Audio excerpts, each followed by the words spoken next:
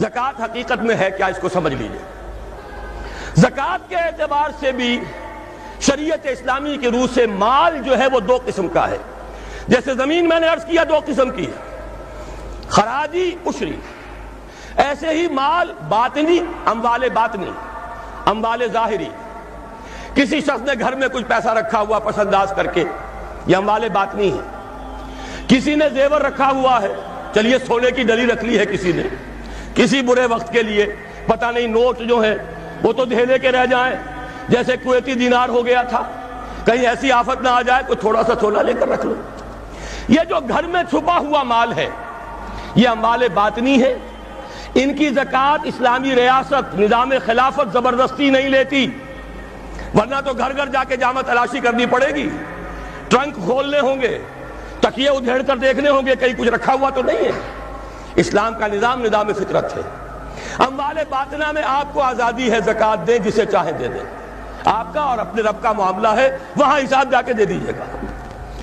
اموال ظاہری کی زکوٰۃ جبرن لی جائے گی۔ وہ کیا ہے؟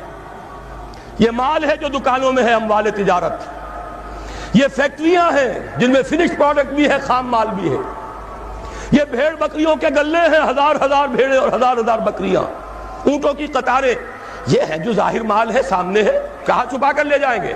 گودام بھی ہے تو وہ گھر تو نہیں ہے، گودام کی تلاشی ہو سکتی ہے، دکان کا حساب لگایا جا سکتا ہے۔ فیکٹری کے اندر اس کی زمین، اس کی مشین، اس کے ٹولز ایگزمپٹ، اس پر زکوٰۃ نہیں ہے۔ لیکن جو بھی مال ہے اس میں وہ دو شکلوں میں ہوگا، یا خام مال ہے، کپڑا بنانے کا کارخانہ ہے تو دھاگا پڑا ہے اتنے کروڑ کا، تیار کپڑا ہے اتنے کروڑ کا، اس کا 2.5% دے دیجئے۔ مال ہے 5 لاکھ کا، دکان کے اندر 2.5% دے دیجئے، اموال ظاہر ہے۔ اور اس میں اس سے کوئی غرض نہیں کہ سال بھر میں آپ نے کچھ کمایا کہ گوایا، جب تک آپ نصاب کی حد سے اوپر ہیں، چاہے آپ کا اس سال میں آدھا مال گیا، 10 لاکھ کی مالیت تھی، اب آپ 5 لاکھ کے ہیں، لیکن 5 لاکھ پر بھی آپ کو 2.5% دینا ہے، چاہے کمایا ہو چاہے گوایا ہو۔ اور یہ ٹوٹل پر ہے، کسی اکاؤنٹنٹ کی ضرورت نہیں، جو تاریخ معین ہے جا کر دیکھیے کیا مال پڑا ہوا ہے، 2.5% حساب کر کے دے دیں۔ اتنی رقم آئے گی۔ ابھی جو کہہ رہے تھے جنرل صاحب کہ یہ نعرہ بھٹو نے لگایا، یہ بالکل وہی بات ہے جو علامہ اقبال نے فرمائی ہے، مغربی تہذیب میں بھی ایک حصہ حق کا ہے، اگرچہ باطل نے اس کے اوپر پورا غلبہ حاصل کر لیا، لیکن حق کا حصہ اس میں بھی تھا۔ وہ کیا تھا؟ اوہام پر اپنی بات نہ قائم کرو، لا تقف ما لیس لک بہ علم ان السمع والبصر والفؤاد کل اولئک کان عنہ مسئولا۔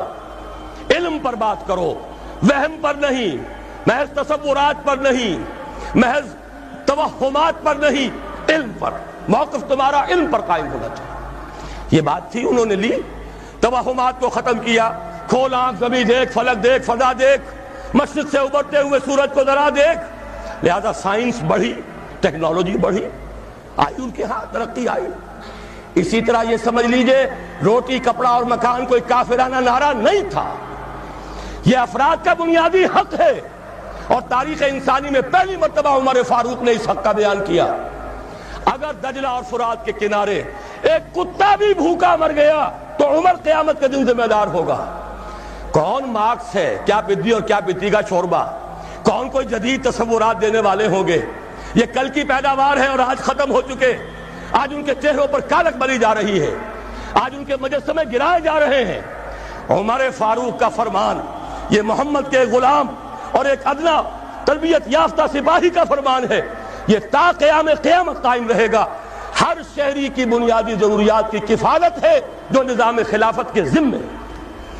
اور اس میں تو جیسا کہ میں نے عرض کیا، اس میں تو حضرت عمر نے مسلمان نہیں کہا،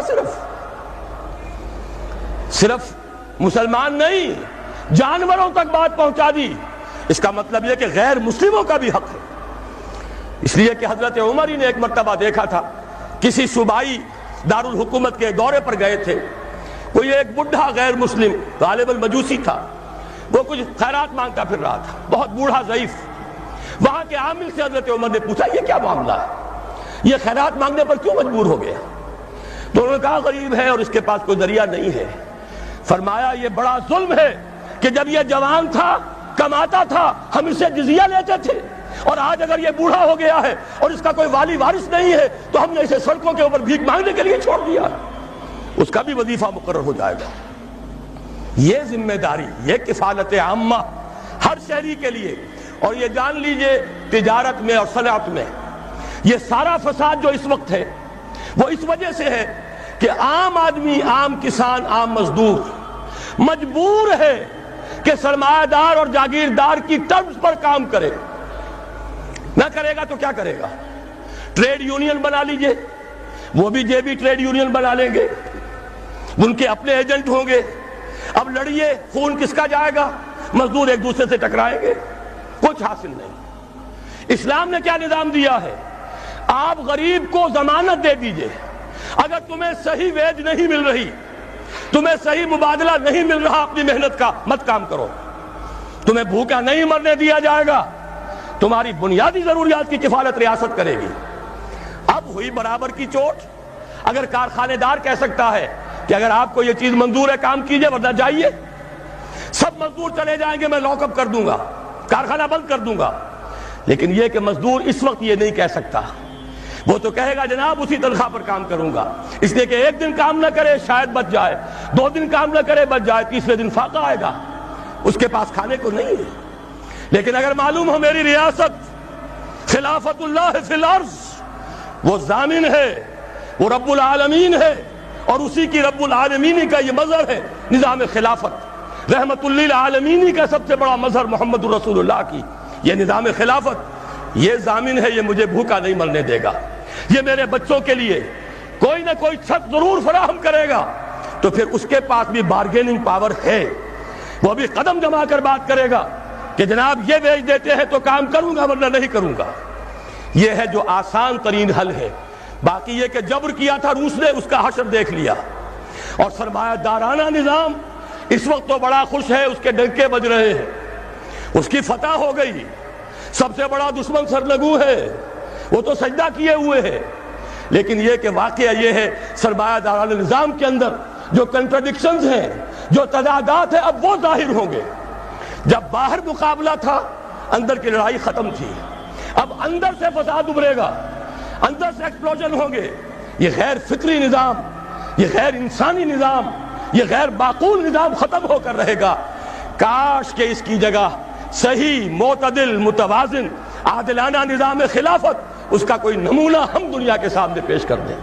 اس وقت پوری دنیا کی طرف ہماری ذمہ داری ہے، ساری نوع انسانی کے ہم مقروض ہیں کہ ہمارے پاس ہدایت ہے، لیکن ہم اس پر خزانے کا سانپ بن کر بیٹھے ہوئے ہیں، نہ خود عمل کرتے ہیں نہ دوسروں کے سامنے نمونہ پیش کرتے ہیں۔ یہ خلافت کی تحریک اسی لیے ہے، یہ سارے نظام کو بدلنا پیش نظر ہے۔